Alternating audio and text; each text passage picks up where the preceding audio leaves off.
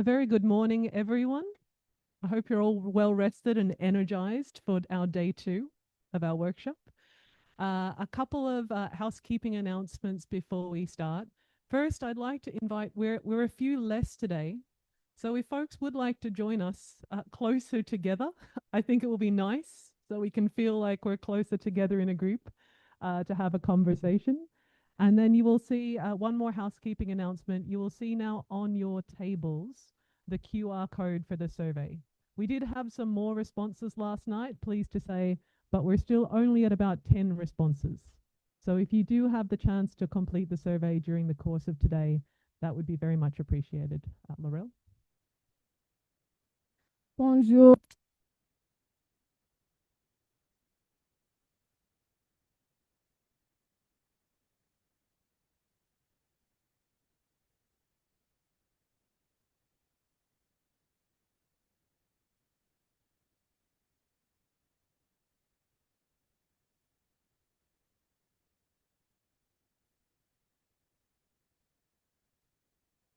Bonjour. OK. Bonjour à toutes et à tous. J'espère que vous avez bien dormi et vous êtes prêtes pour la deuxième journée. Vous allez voir sous la table, on a imprimé le code QR pour l'enquête, pour l'étude de marché. Donc, s'il vous plaît, on aimerait vous demander de scanner le code QR pour remplir l'enquête. Merci beaucoup. Ah oui, Elsie, vous pouvez aller. J'ai ma collègue au fond là-bas. Si c'est un peu difficile, vous pouvez parler avec elle pour vous aider avec l'enquête aussi. Merci beaucoup.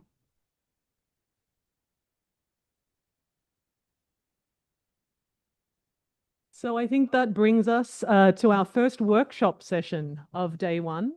And we're hoping to have a few more voices and a bit more of an exchange around the table this morning. So our workshop 1 is on processing Indigenous crops, what works at MSME scale. And we're going to hear from first a few reflections from the speakers you see on the table. And then we'd like to go also to colleagues around the room for a few reflections from their own MSME perspective, as well as invite others to contribute to the conversation. So because hopefully we have a bit more time today, we'd like to encourage anyone who'd like to participate in the exchange, please to join us. So let us start with some reflections from our MSME companies on the panel on processing Indigenous crops, what works at MSME scale. So let me first go to Madame Jay, Managing Partner at Friandises. Please, you have the floor to share your experiences.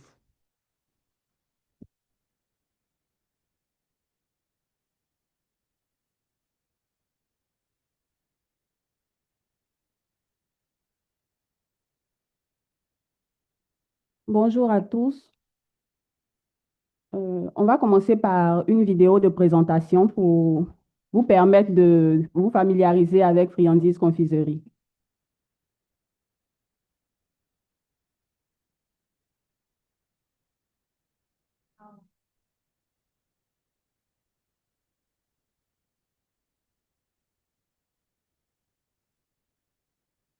Normalement, il y a le son, mais bon. So again, a sound check for our IT team. Could you check the sound levels and then please restart the video?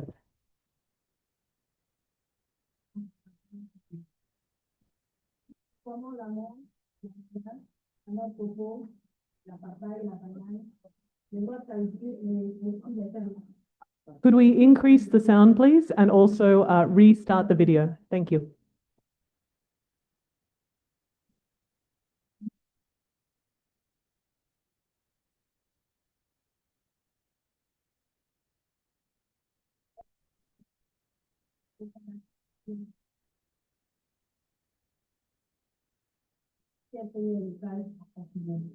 Sans conservateur, sans chlorine. Nous transformons l'amande, l'ananas, la noix de coco, la papaye, la banane, les noix de cajou et aussi les fèves de cacao. Nous nous approvisionnons auprès de producteurs locaux. Les produits sont réceptionnés sur place. Nous les trions en fonction de leur maturité et nous les traitons. Par exemple, pour l'ananas, nous lavons les fruits, nous les épluchons en rondelles, nous enlevons à consommer. Nous mettons sur le plan pour pouvoir les mettre dans les déshydratés sociaux.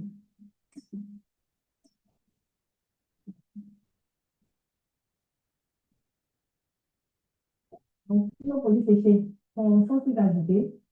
Ils sont séchés à basse température pour garder le maximum de vitamines et de minéraux.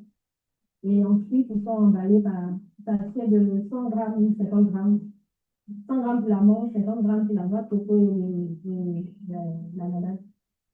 Friandise a été créé en mars 2019. L'objectif, c'était de transformer les matières premières locales, surtout les fruits, en de friandises saines et naturelles. Au niveau des fruits séchés, nous avons voulu permettre à la population de consommer les fruits sur toute l'année.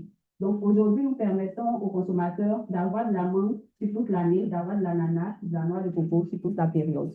Au niveau de l'approvisionnement, nous travaillons uniquement avec des producteurs qui n'utilisent pas de pesticides, pas d'herbicides, pas d'intrants chimiques. Nous avons voulu travailler sur toute la chaîne de valeur, c'est-à-dire du producteur jusqu'au consommateur final, jusqu'au produit final, pardon. Et pour cela, nous sommes très regardantes sur la qualité des matières premières que nous utilisons. Friandise, c'est une équipe majoritairement féminine de 10 personnes. Nous avons voulu miser sur la formation de nos employés pour permettre aux consommateurs de pouvoir consommer nos fruits sans risque pour sa santé. Et au niveau du personnel, nous avons suivi des formations HACCP pour maîtriser les bonnes techniques d'hygiène et de transformation. Nous avons suivi des formations aussi sur l'utilisation des équipements que nous avons pour permettre à nos employés d'être plus efficaces et plus performants au travail.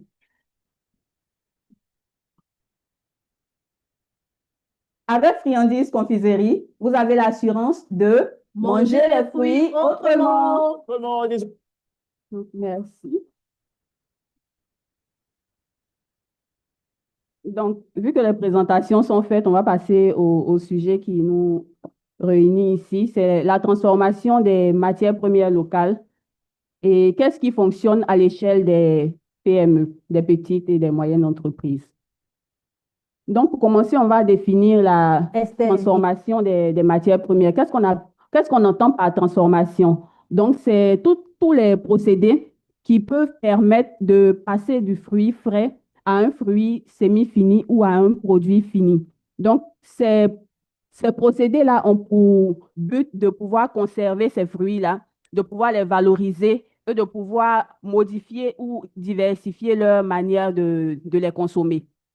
Donc, les avantages de la transformation, on a la réduction des pertes post-récolte de fruits, parce que selon la FAO, en Afrique, chaque année, c'est environ 30 ou 50% de nos fruits qui pourrissent parce qu'ils n'ont pas été consommés. Donc, c'est un véritable manque à gagner pour nos producteurs. Donc, il est important pour nous, acteurs de la transformation, de pouvoir permettre à ces producteurs-là de gagner des revenus supplémentaires. Donc, en deuxième lieu aussi, il y a la possibilité de pouvoir créer des produits à forte valeur ajoutée. Donc, avec la transformation, nous avons la possibilité de passer d'un produit brut à un produit qui est plus valorisé, à un produit qui a de la valeur. Donc, quand on prend l'exemple des fèves de cacao, en Côte d'Ivoire, les prix varient de 2 500 à 4 000 francs le kilo. Et quand on passe à une production semi-finie, juste les fèves torréfiées et décortiquées, on arrive à pouvoir multiplier ces prix-là par 10. Donc, pour les transformateurs, c'est un manque à gagner, c'est du profit. Et pour les producteurs aussi, c'est un avantage. Donc, en troisième lieu, on a une manière de pouvoir diversifier leur manière de consommer. Donc, avec Friandise, nous, notre slogan, c'est de pouvoir manger les fruits autrement. Autrement que ce qu'on a l'habitude de voir, c'est-à-dire des fruits frais qu'on paye, on épluche et on consomme. Donc, avec la transformation, on a la possibilité de pouvoir avoir des snacks, des confiseries et plein d'autres produits. Et autre avantage aussi de la transformation, c'est de pouvoir créer des emplois. C'est vrai qu'en tant qu'acteur de la transformation, en tant qu'entrepreneur, on a pour objectif d'avoir du profit, mais c'est toutefois aussi important de pouvoir aider notre communauté, de pouvoir créer de la valeur autour de nous. Donc, slide suivante.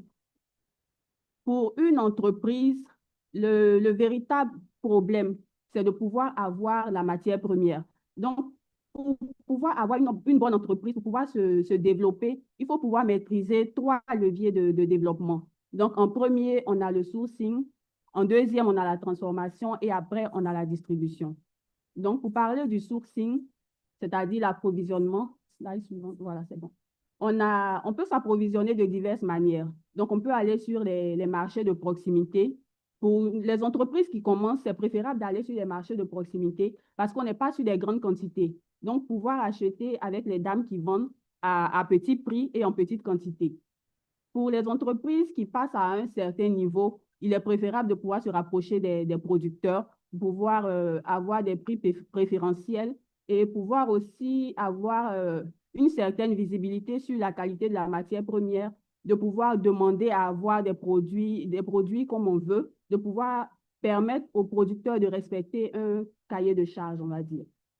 Et là, en troisième lieu, il y a une autre méthode d'approvisionnement aussi qui n'est pas très connue, c'est de travailler avec des supermarchés.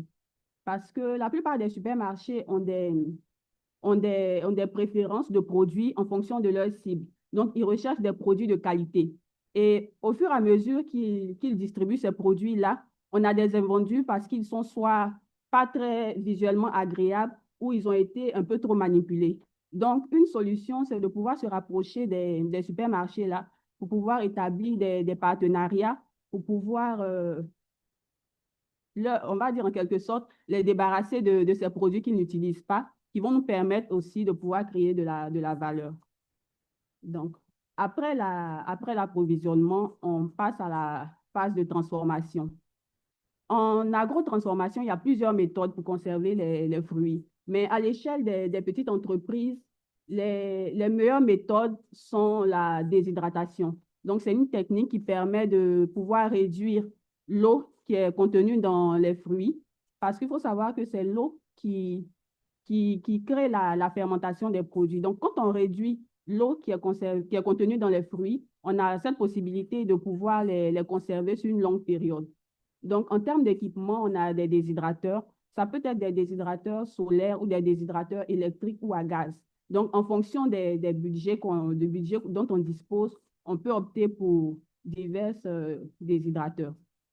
Donc, après la transformation par réduction d'eau, on a aussi la transformation par des procédés chimiques ou par la pasteurisation ou la stérilisation. Donc, ces méthodes-là ne nécessitent pas forcément de grands équipements. On peut aller avec des casseroles en cuivre ou en inox et des broyeuses. Donc, ces techniques-là permettent de chauffer le produit à haute température et de le refroidir rapidement pour pouvoir le conserver. Donc, on a l'exemple des jus de fruits et aussi l'exemple des confitures. Donc, en termes de transformation aussi, on peut aller sur le confisage ou les pâtes de fruits.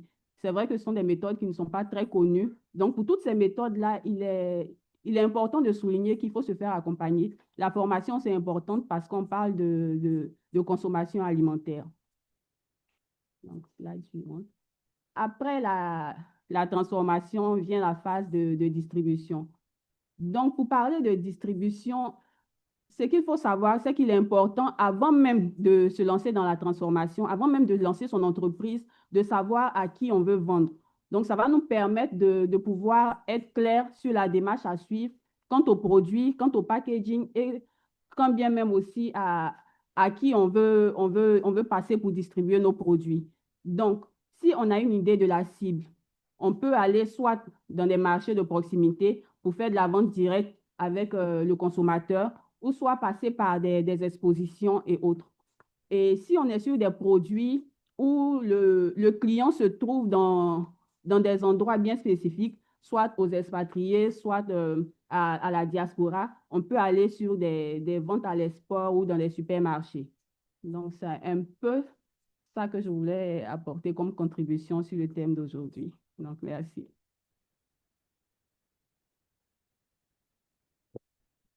Thank you very much, Madame J. And for anyone who was tempted by your video, I think you also have some products outside for tasting. So you're welcome to go to the Friandi's stall. One of the key things you talked about there was value add. And I think Mr. Steve O'Clue, Managing Director from Glenelg, you shared with us some of the experiences over your 83-year history yesterday of how Nkulunu has been able to achieve that value add. If we could go to you for some further reflections on what have been those key breakthroughs for you in terms of using processing to achieve value add as well as challenges. Over to you. Yeah, good morning. Now the key breakthroughs, value addition, that is, let me start. Okay. As she said, when I listened to her, that's the best way of food security. And it's more about preservation. But you've got to look at your market. Certain markets require different types of shelf life. If you are dealing with your locals, maybe 1 week, 2 weeks might be fine. If you want to go into the export sector, a key requirement for the export sector is 2-year shelf life.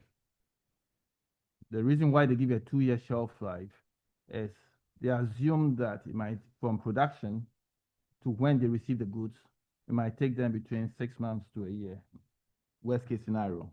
And they still need 1 year to be able to dispose of the goods. So those are part of the things to sort of look at. And then whether you have a cold store facility or not will determine when to pick up your products from the suppliers. If you want, once you want to process them fresh, if you don't have any cold store storage, it means that you have to get it maybe on the day of manufacture. If you have a cold storage, you can maybe have it 3 days before and then hold it. And that helps with production because you're able to gauge that today I'm doing half a ton. And you are going to gather the fruits from small buyers because one buyer might not be able to give you the quantity that you need for the day's production. So if you have cold storage, you are able to go to several people, gather it ready for your production that day. Yeah, so those are some of the ways we got around some of the challenges when we have this erratic supply from the suppliers. Because when you're dealing with small time people, most of them are not that educated and they don't really care about deadlines and this and that. So you have to find a way of stabilizing that. Yeah. So what you've described, it sounds like it requires both money and technology and advances. I know you also have a PowerPoint to share with us if you'd like to share that, or just your reflections on what you've had to do to achieve some of those processes. It doesn't really require money. I mean, as I keep saying, everything is about creativity. I mean, you don't have the money, you want a cold storage. I mean, you could just have an ordinary small fridge. You could have a cool chamber. You could rent a place where they have a cool store. And I mean, so it's not really about money. Once you put money in, it creates a barrier to you. So it's not really about money, it's about deciding that this is what I want to do, how best can I do it? And it can be done for next to nothing. That's what I think, yeah. So an excellent reflection there that I think some members of the audience may also want to come back on. Steve, is there anything else you'd like to share from Nkulunu? Well then, what we'd like to do is go to Prova Bio for a presentation and then actually invite the audience to ask some questions about what you and Madame J have presented. That's fine, yeah. Great. The PowerPoint, yeah. So we'll bring up the PowerPoint for Nkulunu.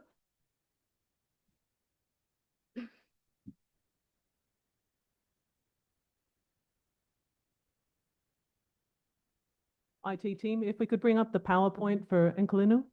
Thank you so much. Yes, okay.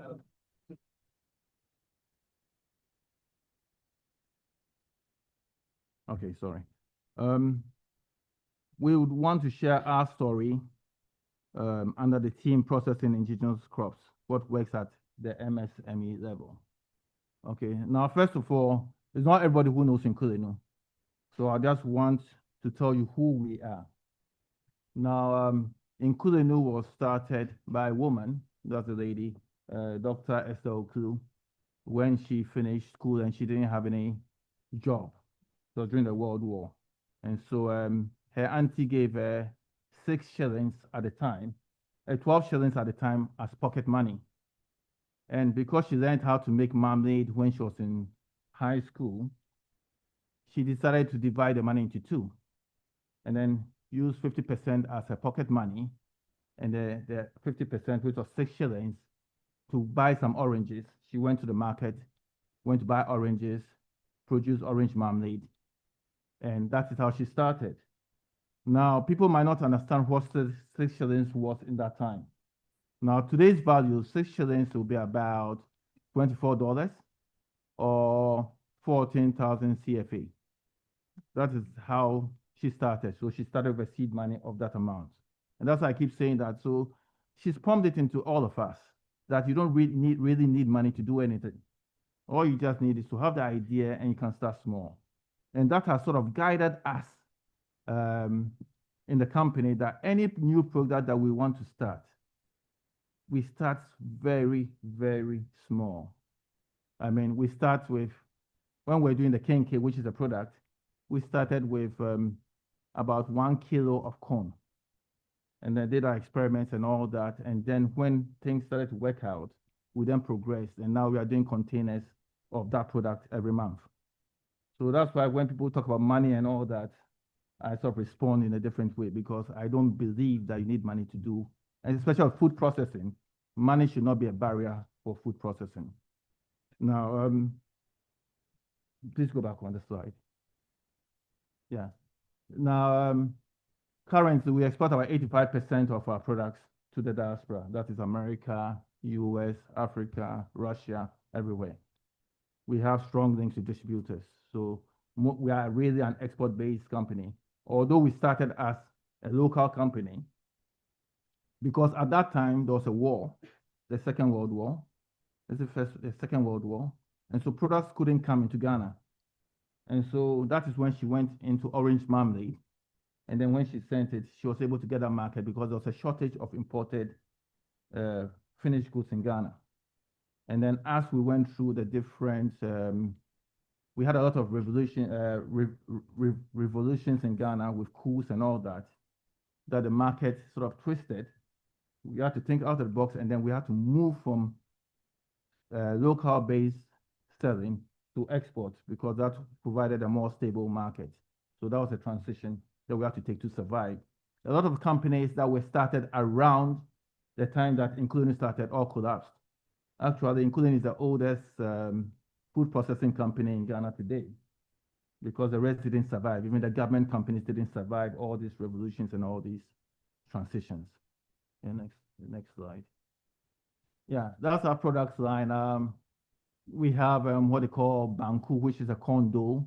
Most of our corn-based products. We have oil palm. We have palm wine. We have several products. I mean, it's all out there for people to see. I don't want to bore you with what we have, but it's an extensive range. Now, the reason why we have an extensive range, first we had only one product for export, which was the palm soup base. Now, the buyers kept saying that it's too expensive to ship one container of one product. They're locking up their capital. So we should go into other products so that they can buy a bit of this, a bit of that, a bit of that, which makes sales easier for them. So we had to go back and design products and produce that to satisfy the need of the buyers. So that's how come we are always expanding our production base for that. Yeah, please. Next. Now, the company has always had the founder. I mean, we still go by what the founder's vision. And it was to preserve heritage and add value. So all our products are from indigenous Ghanaian crops. And even the palm wine is also an indigenous Ghanaian drink. So that has been a vision of the company, which we continue. Now we source from middlemen and from small buyers. We started buying, okay, when you start small, you start from the market, as you said, and then you have to now aggregate. And we've thought it was best to use a middleman because they know all the farmers. And we did not want to carry that on, because what we realized when we tried to carry that on was some of our people were sort of adding their margins to it and inflating the prices before it got to us. So it didn't make it an effective model for us to use. So now what we do is that we get the middlemen who we consider aggregators, who go into the market, go to the small farmers, and then we have a price, and this is a price, so they know how to do it, and this is the price that we pay. And so that is how we solve that problem. When it comes to the processing, also, we've tried to maintain, that's the thing, we maintain the original way of cooking or processing food. Because in our belief is, if you change that, the taste will also change. We are trying to preserve the authentic taste that the buyers know. Because we call it home away from home. And so if any West African is in the diaspora and they feel like taking that traditional food that they are used to, they should be able to get that taste. If we can't get that, we don't continue with the process. So that's also a key thing that we look at. Packaging is also crucial because that is what sells a product. Really, you could have a good product. There are so many good products out there, but the packaging and marketing is not there. And the packaging is what jumps off the shelf. So we also do not compromise on packaging, although we still look at the cost of packaging because the people who purchase our product are not the middle class in the diaspora. Most of them are the lower class. So that also is quite something that we look at when we're doing that. Distribution, we normally use big distributors. Before we're selling direct to the shops, which is what you do when you start. But it didn't work for us. We made a lot of losses using that method. Because unfortunately for us, most of the people who had the African shops were eager for your products, but they'll tell you they don't have money. You give it to them on credit. They sell your product, they divert the money, and you're not based in that country, and you can't always sit on a plane and go chasing your money. So we made quite a bit of losses on that. But that was a way to get into the market. And we're still looking for the big buyers. So when the big buyers came in, and I called them the gatekeepers. So when they came in, we'll rather reduce prices and give it to them and have some sustainability. So right now we distribute through distributors and not going direct to the shops. Unfortunately, a lot of Ghanaians in the diaspora think it's a Ghanaian company, and so they don't see why they should buy through a distributor. And so they come to the factory wanting to buy direct. And we tell them that we can't do that because, I mean, these people are investing in that, in marketing, in pushing, and it's not fair for us to backbite them. We can't do that. And so we just stick to that of going through the distributors. So that's what we do on that. The next slide. Yes. Now, some of the technical advances that we've had. The canned palm soup, which you see out there, before we started, actually, we invented the canned palm soup. As I said yesterday, it took over 20 years for it to be accepted in the market. Before, what people were doing is that they were pounding the fruit, the palm fruit, take out the nuts, put the fiber with the pulp in plastic bags, seal it, not dry it, put it in, because drying is a form of preservation. And then put in a plastic bag and then send it outside. So when you get a product outside, you boil water, or you take it, you get boiling water, put it in, and then sort of try to drain the pulp out, which is what they do in a traditional setting before they do their cooking. And that could take you a whole day to do. So how did this idea come up? A friend of the founder went to the UK and saw this process and came back and told the founder that, can't you do something better than what we have? And she liked taking on challenges. So then she took it up and then came up with this product. And the only way to preserve this product without preservatives or additives is by sterilizing the product. And so that is how come we have to can the product, because canned products or glass jars and other containers that will take those temperatures. Because you are talking about 121 degrees Celsius, which is a very high temperature. So that is what we did with that one. And so I'll call that one of our technologies that we give out there. Now, when we're also buying equipment, we make sure that the equipment that we buy, because of tomorrow, we buy equipment that is multi-purpose, that you can use it for several things. So when we get one dehydrator, you can use it to dehydrate taro leaves. You can use it to dehydrate anything we want. The Osa cocoa is also the dehydrated product. The other equipment that we also use are the vacuum sealer. We use it for several of our products. So those are things that we look out for because it makes it cheaper for you to expand. And affordable safety protocols, that is also very important because there are certain critical points that if you don't look at them, you are going to waste a lot of money because you produce the product and it starts to go bad. And once it goes bad, you've got to throw it all away. And so that's where the HACCP and all this comes in, where you have the critical control points that we sort of look at and make sure that they pass those critical control points so that it saves us financially and it's also product safety. So those are things we also look at. And then balance of tradition and science. Yes, we take the tradition, what things are done. We look at the science behind it and then work on the science to preserve the product. So that's why we said that. Yes, next slide.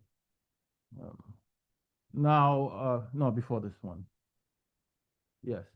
Now, we use a lot of heat in our company, which could be expensive to run if you are using diesel or any other thing or firewood or whatever.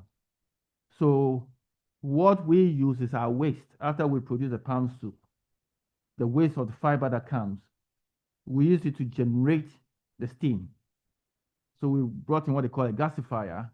And what that gasifier does is, these are things I kept saying, I said yesterday. I know what I want to achieve. How to achieve it, I don't know. But I start and then I consult.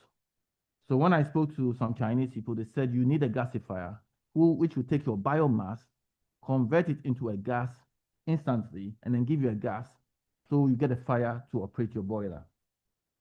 So we burn our waste to produce steam for our operations, and that is the heart of what we do. So that has saved us quite a bit of money. Yeah. Yes. Okay. Next slide. Now, when we talk about manual to mechanized, this is the way manually this is done in the homes and houses. This process is simple but not simple. When I say simple but not simple, if you don't do it well, you're going to have a lot of lumps in there. So you must get the speed right, everything right, and all that. So, but with a system like this, you cannot go commercial in the volumes that we do. So with a system like this, we've got to mechanize it, right? And so what's the next one? Next slide. Yeah. So that is where we got this machine. And this machine does exactly what the previous one is supposed to do. So it gives us, number one, you need less workers, also efficiency, time, and everything. So that's how we can mechanize a traditional process into a commercial process. Right, on the next slide, please.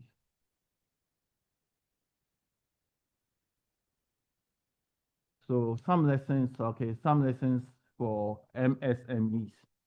For us, this lesson that we've learned, which we want to share with you, is start it in a very easy way. Start it small. Use your disposable income. I keep saying that. When I say use your disposable income, if you fail, you can always try again. If it's not disposable and you fail, you'll be discouraged. So, like the founder started with 14,000 CFA. That's what some people take to go and drink beer or whatever. And then now she's grown the company where we'll employ over 120 people directly. So you start small, have a big vision, a big dream, but start small, and then just plan your way up to achieve that. partnership, we make sure that the people we buy the raw material from know what our company vision is. And that if you want to sell to us, these are the things you have to follow. And we have our quality assurance people who go to the field, sometimes surprise checks, to be sure that they're giving us what we want and things are done in a very hygienic way on the farms. Because if you don't control that, you're going to bring a lot of garbage into the company. And for them, they need their cash. Once you pay them, that is it. It's finished. So we have these sort of partnerships with them to guarantee our quality of the fruits that we buy. So we don't just buy from anybody. So people who have now come, they want to supply us. And we say, no, we cannot. Till somebody drops out of our chain, we cannot take you on because of that principle. Branding and packaging. Yes, as I said, your product will be the best product. It will be on a shelf without any good packaging. People walk past it. I remember I traveled last year to the UK. I travel every year to all my suppliers to walk through, to talk to them, find out what we can do differently and all that. And so when I went, one of our big buyers, I said, can I go to your warehouse? So we're walking through the warehouse and I saw my product alongside other products. What I noticed, which I didn't know before, was I was packaging for the retailer and not the distributor. And so when I got to where they were stocking our product, I noticed that it was in cartons which were brown. My competitors, their cartons were white.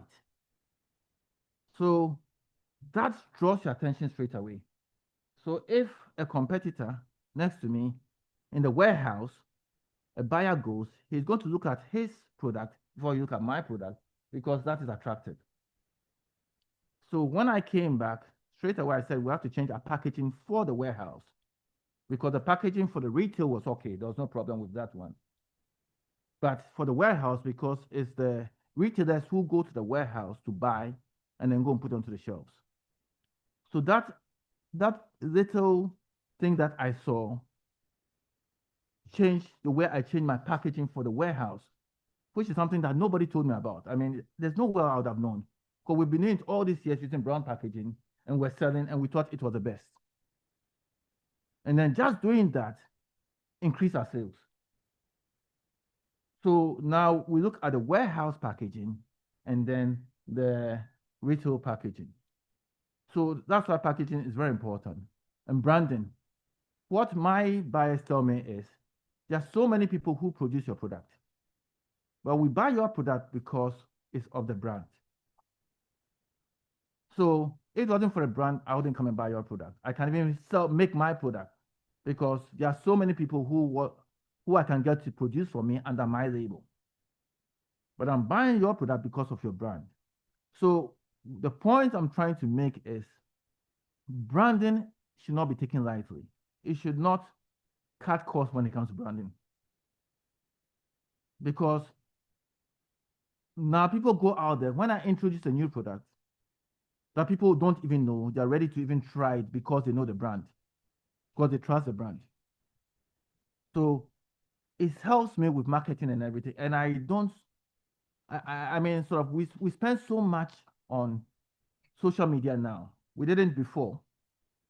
Before, we were spending money on TV adverts in the diaspora.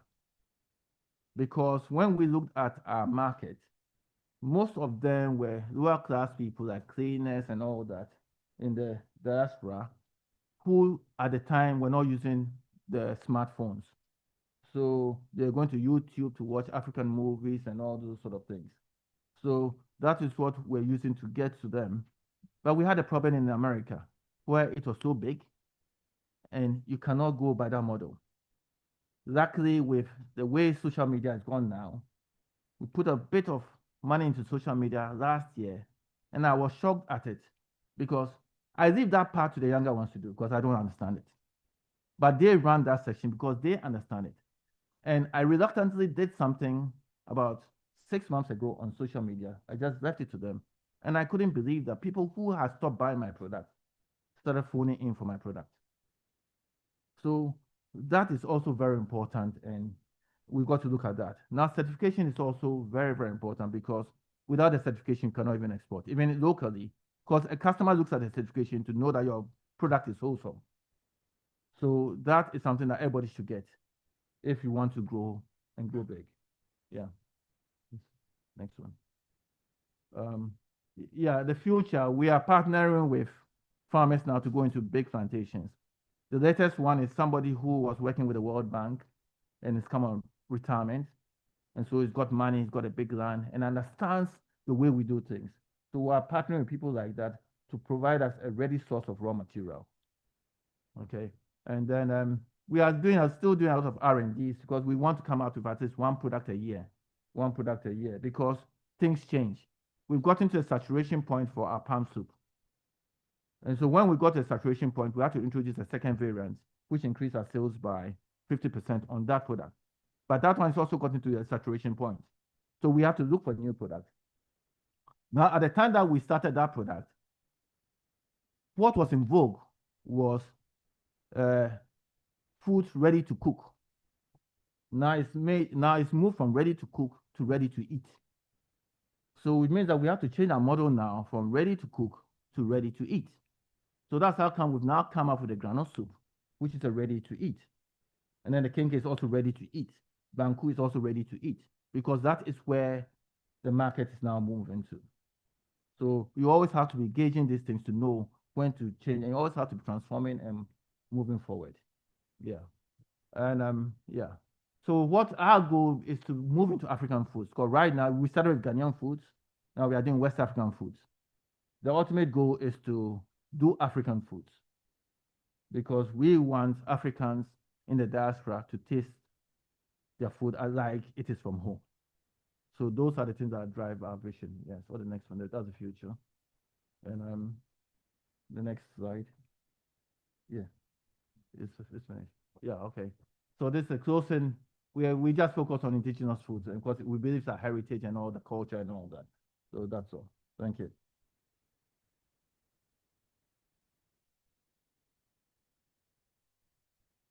Thank you very much, Mr. Oklu. And I'll certainly take away that call to creativity, ingenuity as one of the key success factors, but also what a wonderful note to end on, making African foods globally available. So to hear more about that, let's turn to Madame Fiogbo from Provabio, from right here in Togo. Over to you, Madame. Bonjour à tous, je me nomme Fiogbo Gaila Fallon, l'une des porteuses du projet Provabio, qui est un projet de valorisation des produits agricoles locaux.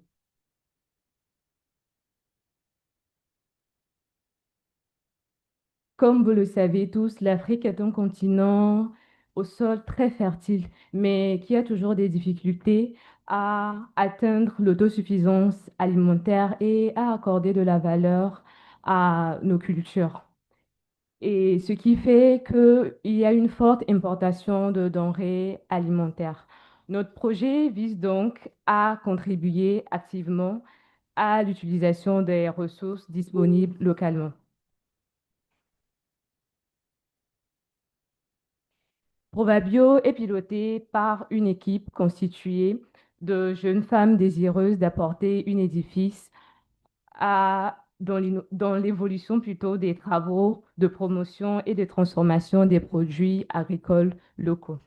Nous opérons dans les règles de normes et de transformation requises.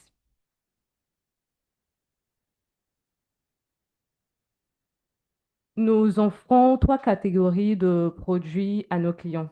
Nous avons des chips, des sauces piments et des piments en poudre. En matière de chips, nous sommes habitués aux chips salés, et ce qui ne nous offre pas un large choix. Pour innover, nous avons pensé à des chips plutôt épicés. Par rapport aux piments, les piments sont des ingrédients toujours présents dans les cuisines et repas de plusieurs pays à travers les 5 continents. Vu son importance... Apologies, we're just moving forward the PowerPoint to match your slides, Madame. Slide 4. OK. Donc, les piments, c'est le 2. Les piments sont des ingrédients toujours présents dans les cuisines et les repas de plusieurs pays à travers les 5 continents. Et donc, vu son importance dans le domaine culinaire, nous avons donc créé de nouvelles recettes de piments telles que la sauce piment rouge et vert. Le 3, piment en poudre. Dans la même optique d'innovation, la deuxième recette par rapport au piment est le piment en poudre rouge et le piment en poudre vert. Et ces nouveaux produits permettront aux ménages de pouvoir accompagner et rehausser le goût de leurs différents repas et gagner du temps, puisque nos produits sont prêts à consommer. Slide suivante. OK. Ici, vous avez nos différents produits. Nos chips sont faits avec 3 tubercules. Nous avons le manioc, la patate douce et la banane plantain. Donc, nous avons des chips salés et épicés de manioc, les chips salés et épicés de patate douce et les chips salés et épicés de banane plantain. Et vous allez voir aussi des piments en poudre et les sauces en bas. Slide suivant. Notre stratégie de production. L'équipe du projet Probabio est composée uniquement de femmes dynamiques et enthousiastes. En plus des 2 porteuses de projet, nous avons 2 femmes qui nous aident dans la production, mais nous comptons augmenter le nombre du personnel aussi. Par rapport aux équipements, nous avons à notre disposition une découpeuse électrique pour couper les tubercules afin de faire les chips. Nous avons des hydrateurs pour déshydrater les piments, pour faire les piments en poudre. Et la mandoline aussi, c'est pour couper les bananes plantains surtout, pour que ça soit plus fine. Et nous avons aussi des mixeurs pour pouvoir mixer les ingrédients pour faire les sauces piments. En termes de matières premières, pour le moment, nous collaborons avec les bonnes dames du marché, mais cela ne nous avantage pas vraiment, donc nous prévoyons nous approvisionner directement auprès des agriculteurs locaux. Prochaine slide.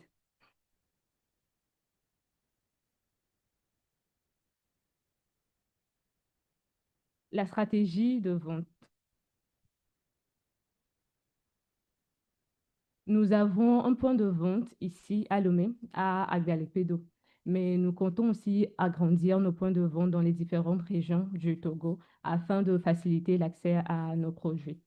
Et pour la livraison, nous avons des livreurs à notre disposition qui font les livraisons. Nous comptons aussi signer des partenariats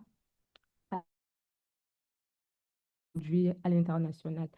Et par rapport à nos clients, tout le monde peut manger nos produits, des jeunes, des adultes, tout le monde. Et nous comptons aussi proposer nos produits aux restaurants, aux hôtels et aux supermarchés. Prochaine slide. Les difficultés. Comme difficulté, il y a l'approvisionnement irrégulier en matières premières. Dû à la saisonnalité. En certaines périodes, c'est difficile de trouver certaines matières premières. Et ça se fait rare et c'est très cher aussi.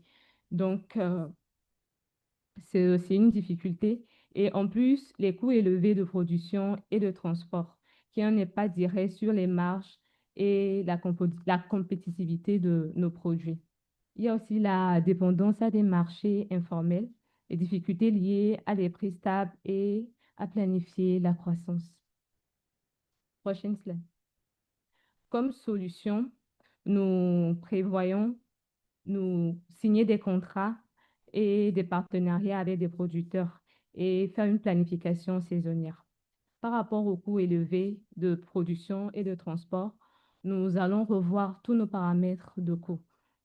Et par rapport à la dépendance à des marchés informels, il faut une formalisation plutôt progressive et des plateformes numériques locales. Suivant. OK. Donc, valorisons nos... Excusez-moi. Valorisons nos savoirs ancestraux à travers des pratiques modernes. Nous prouvons que les MPME peuvent être des moteurs puissants de transformation durable. Notre projet incarne cette alliance entre la tradition et l'innovation, entre l'identité culturelle et performance économique. Nous croyons que transformer, c'est aussi transmettre. Et chaque produit, chaque atelier, chaque signal visuel est une invitation à reconnaître la richesse de nos territoires. Je vous remercie.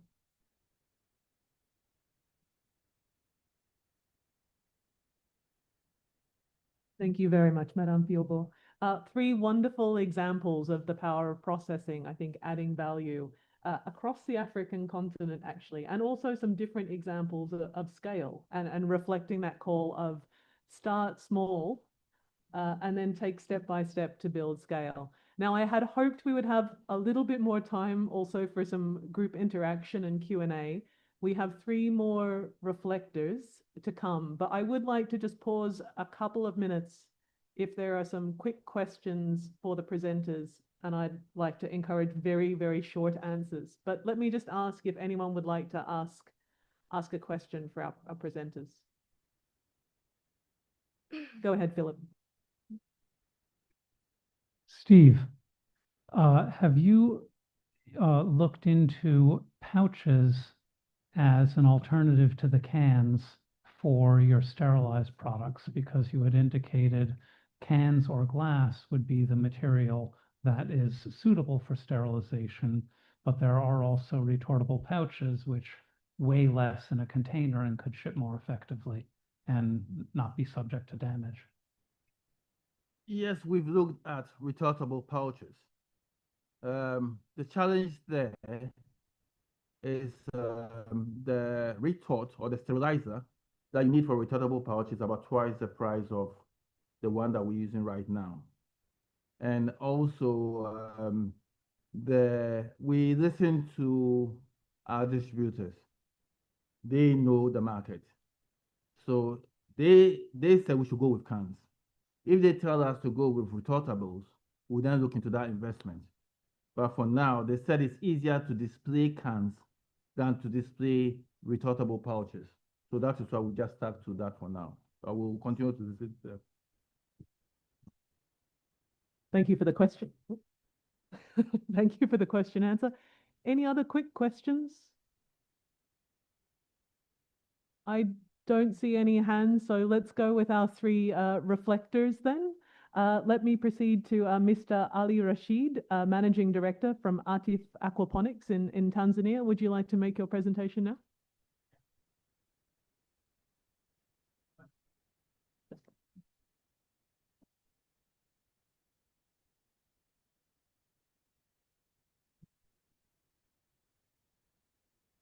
Good morning.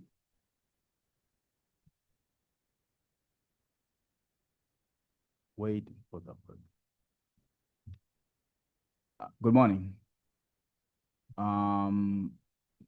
As mentioned, my name is Rashid, Rashid from Tanzania. I'm a founder and the managing director of a company called Atif Aquaponic Limited. So basically, what our company is doing is we are trying to solve the problem of food security and food sovereignty in Zanzibar. Zanzibar is part of Tanzania, but it does have its own semi-autonomous government. So it's a whole different thing. Okay, so Zanzibar itself has one of the biggest challenges when it comes to arable land. There are 2 tiny islands where 60% of the land is coral. 60% of the land is coral, but unfortunately, the arable land where we're supposed to grow food, this is where the population normally use for construction of houses and other development projects. So we are heavily relying on imports from Tanzania mainland, from Kenya, from other areas, where 80% of our crops are imported horticulture crops and other products as well, staple food. 80% of everything we consume is imported from outside. At the same time, we don't have a very strong processing sector as well.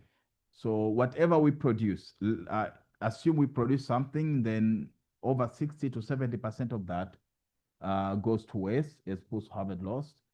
And we do not retain our food. So we have the problem of importation. At the same time, if we produce something, quite a lot of it, we are losing it to post-harvest loss. Another issue that Zanzibar has is most of us are too reliant on a traditional farming system. We do not adapt, or we do not innovate. That's one of the issues that is troubling us. And the supply as well. The supply is very fragmented. Like we only do subsistence, so we do have smallholder farmers, but they are generally selling to within their communities. So we came up with a solution. Our solution was we adapted hydroponic and aquaponic farming, where we grow horticulture crops without the need of arable soil. So we do not use soil at all. Our systems usually requires a very small land, but productivity, the yield is 10 times bigger than it normally can use on the same land. Because of this, we right now, we started 2018. We started a little bit further, like we're in operation for 7 years right now. And currently we operating the largest hydroponic farm in the whole country, most probably in the whole of East Africa. We're not sure yet, but yeah. As we move on, we are trying to adapt to more advanced systems. We are looking to invest in AI-driven monitoring. We've installed some of the IoT tools as well. But as we go on, we hopefully will be able to grow more and more. Can we go to another slide as well? Okay, so one of the things that we do, and we've started very, very small, but hopefully as we go on, we have started creating partnership with most youth and women cooperative, where we train them in horticulture, but at the same time, smart agriculture as well. Where we have started aggregating some of the products. I know our market does not fulfill the whole demand, but we are trying to help the communities understand the importance of smart agriculture. And we have managed to build 4 small hydroponic farms to them. But also one of our plan is to create the first vegetable processing facility. Zanzibar does not have a single vegetable processing facility, and that is part of our plan as well. At the same time, we do have a large market of tourism industry. Recently, it was found that there's $123 million in revenue just in a small tourism industry annually. And this is where our focus is currently. We have started creating cold chain logistics. We do have our own small cold room as well, where we do save any product that we produce that is normally don't sell, which is not a big problem for us. Yeah, can we go to? Okay, so part of what we're doing and what we've been trying to create in Zanzibar is we are trying to show that resilience with what we are doing also it relates to strengthening food security in Zanzibar as well. because like you mentioned earlier, 80% of what we produce is 8% of what we produce is imported. So what we are doing can actually solve that problem. But also, we are the only company that is purely in production in agriculture where we provide formal employment because most of the people who are working in farms are working as part-timers. So we are the only one who produce who provide formal employment.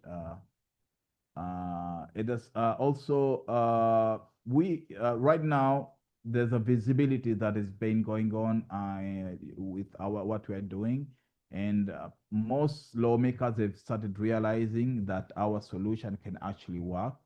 And just recently, Zanzibar passed a law where they included smart farming as part of the policies, and solely because of what we are doing. So they came, we showed them what we are doing, and then they want to improve that to other youth to go and trying to copy what we are doing. So they created law where we are in that policy, it gives some tax, what's the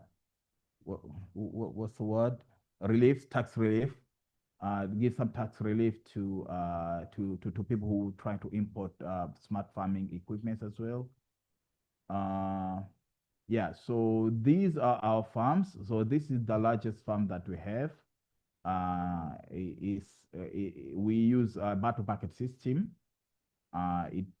It's 1,000 square meter, only 1,000 square meter, but we can grow up to 6,000 plants in that farm. We have 6,000 buckets. Can you go to other slide? We are done, but there's another 2 videos where we can show you. Can you go to another slide, please? All right. Yeah, so we do have another system. Those are the 2 systems that we created our system specifically for our climate condition. So we have a battle bucket system, and this is called DWC, or deep water culture system. So with these systems can actually work within the high temperature climate and in a place where power reliance is like we always have power outages. Yeah, that's a video. Can you play that?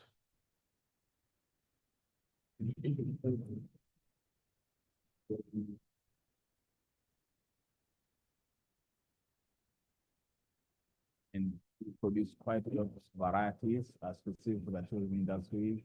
That you see here with the basil, we have parsley, we have other crops as well. To the next video.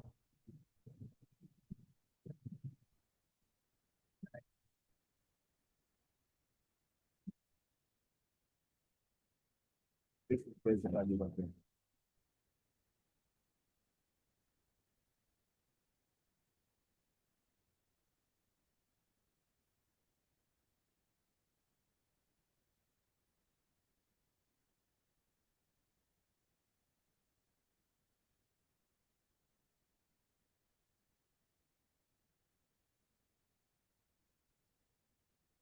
Thank you very much.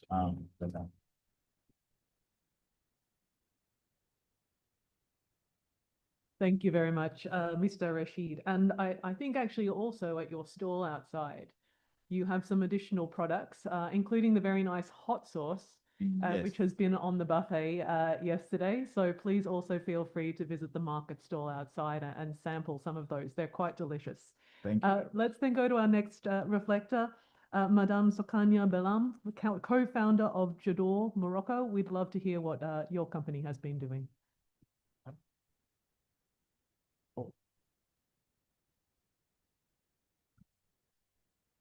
Hello everyone. Bonjour tout le monde. Je pense que je vais switcher en français parce que la plupart de vous sont des francophones. Premièrement, j'aimerais juste m'assurer que voilà, la présentation est en cours. Mais avant de lancer la présentation de notre projet, j'aimerais aussi nous remettre dans le contexte global de la situation du continent africain. Tout à l'heure, pendant le petit déjeuner avec Emmanuel, on a échangé un petit peu sur le contexte de l'Afrique.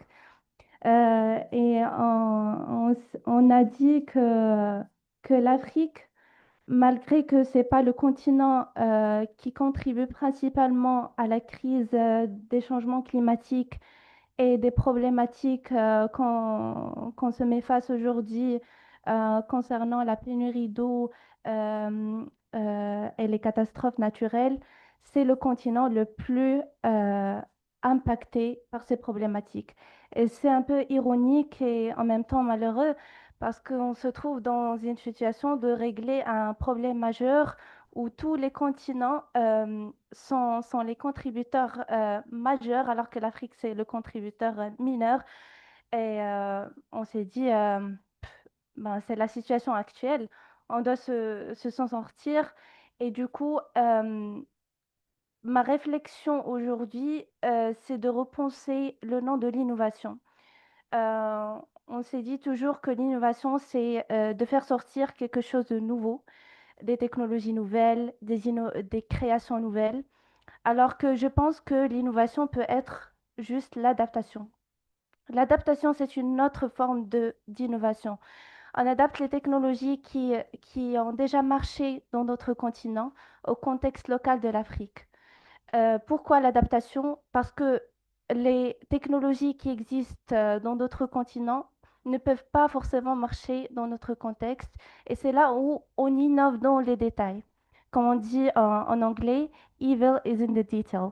So, donc l'innovation dans les détails qui fait que l'adaptation est possible et qui fait que l'innovation et la scalabilité des technologies passent très rapidement. Parce que lorsqu'on innove quelque chose de très nouveau, on crée quelque chose from scratch, de rien, on prend beaucoup de temps pour le développer, pour la R&D, pour le certifier et puis pour la mise en place et après on passe à l'échelle.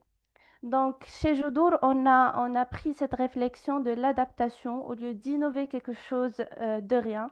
Donc, on a décidé d'adapter la technologie de l'hydroponie. En fait, mon collègue Rachid a bien noté que l'hydroponie a plusieurs avantages. Et c'est pour cela qu'on trouve plusieurs projets qui adaptent, qui prennent comme mission d'adapter ces technologies dans le contexte africain. Pourquoi? Premièrement, parce qu'il y a, s'il vous plaît, restez dans la première slide. Merci.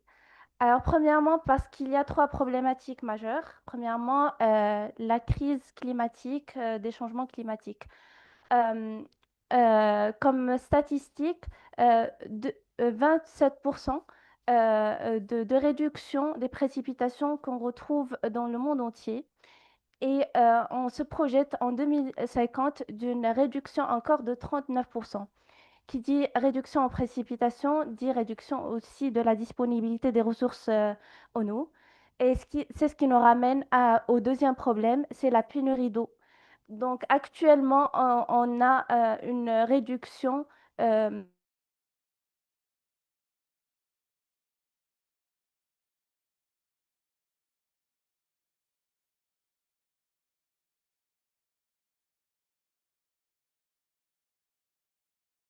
en particulier, notre agriculture consomme à peu près 87% des ressources hydriques du pays. Et on 8% des fermiers qui dépendent encore de l'agriculture bourre et de l'agriculture qui dépend des précipitations et aussi de la disponibilité de l'eau en nappe phréatique. Le troisième problème qui s'engendre et qui se décale de ces problématiques climatiques, c'est la chaîne de valeur. Actuellement, on a une chaîne de valeur un peu cassée parce que 50% de la production est presque perdue à cause de la logistique qui n'est pas trop maîtrisée. Et aussi, on a en d'autres parties 40% de la demande en termes de produits agricoles qui n'est pas satisfaisante.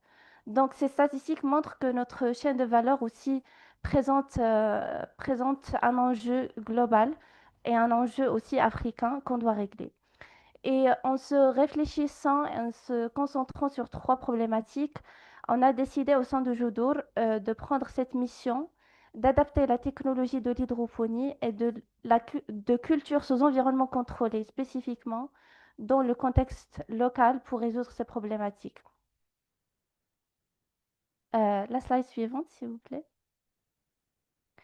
Donc voilà, en zooming in, en faisant un zoom local, donc pour highlighter les problématiques primordiales, on a l'indisponibilité de l'infrastructure adaptée. Donc les agriculteurs font face aux problématiques que j'ai déjà citées, mais ils n'ont pas des alternatives ou des infrastructures adaptées et abordables pour les adopter et pour augmenter leur productivité et pour remédier aux problématiques de la pénurie d'eau et des changements climatiques. Maintenant, 98% des fermiers sont incapables de trouver des infrastructures et s'ils les trouvent, sont incapables de les payer. Le deuxième problème, c'est le manque d'expertise. Donc, si jamais un fermier a décidé d'importer une technologie de l'extérieur, on n'a pas d'expertise suffisante pour opérer ces infrastructures. C'est pour cela on doit remédier à ce problème avec la solution qu'on propose. Et le troisième problème que j'ai déjà cité, c'est la chaîne de valeur qui est cassée. Donc 40% de demandes non satisfaisantes et en contrepartie de 50% de production perdue lors du circuit logistique. C'est pour cela qu'on a pensé à construire la startup Jodour. La slide suivante, s'il vous plaît. Donc, notre startup a pour mission principale de développer ou d'adapter la technologie de l'hydroponie en la construisant localement.